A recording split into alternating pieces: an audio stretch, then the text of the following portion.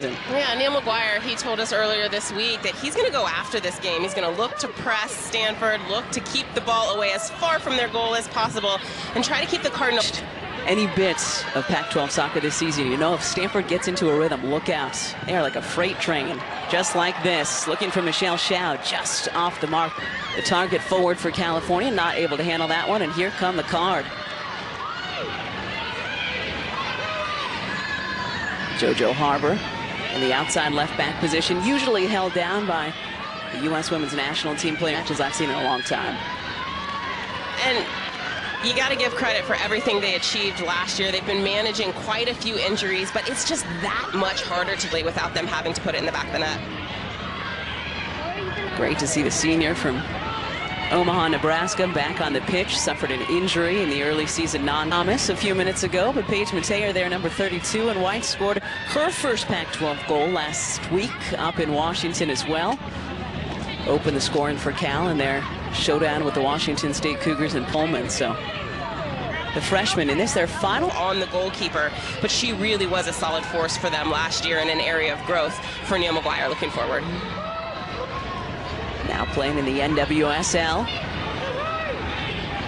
And here come the Card.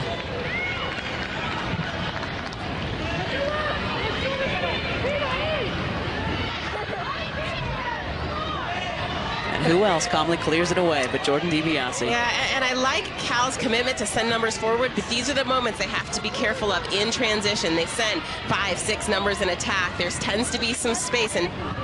But there were a few moments there, Danielle, where there was a lot of red jerseys and not too many white ones.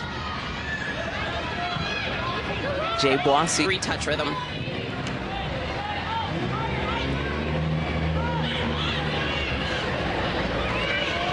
Kohler dispossessed by DiBiase. Stanford in.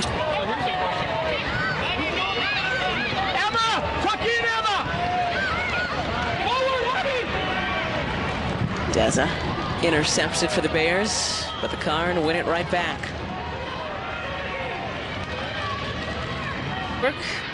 Alana Cook found Jordan DiBiase on a beautiful service in the run of play in the first half.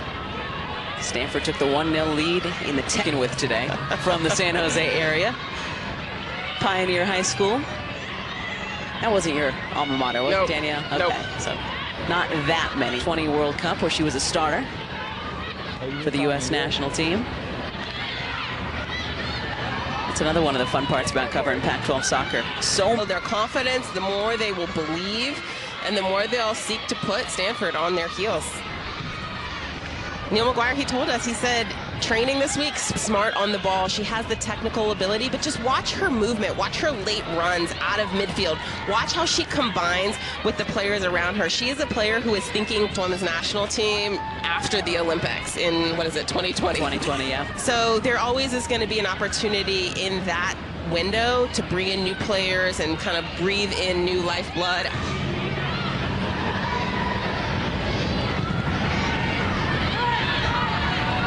DiBiase with both goals for the Cardinal, looking for more. Would be her first career hat trick.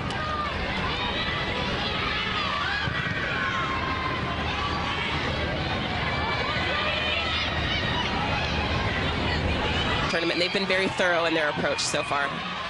Michelle Shao, ball at her feet, back to DiBiase. Stanford on that 39-match You know, I heard a coach once say, it's not about how you play when you're playing your best, but it's how you play when you're playing your worst. And when you think about...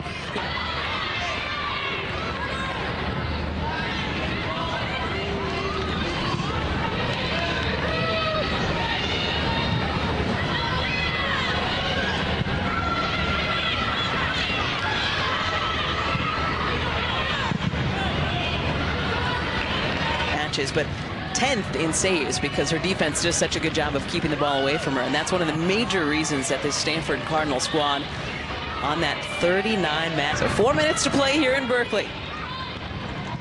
Stanford looking to stay perfect on the season. 15-0-2 on the year, 8-0-1 in Pac-12. I can say that, you know, you love the fact that they've gone on to have this unbeaten streak, but sometimes when you're in a game and you haven't lost, and all of a sudden you go down in